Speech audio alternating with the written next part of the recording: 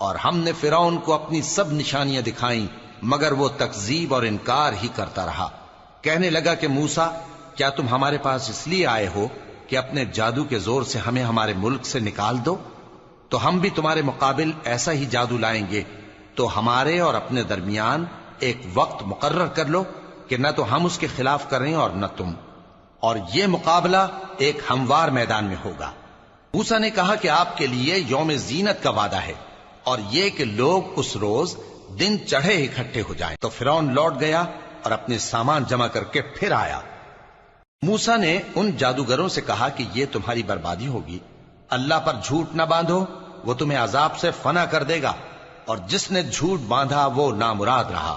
تو وہ باہم اپنے معاملے میں جھگڑنے اور چپکے سرگوشی کرنے لگے۔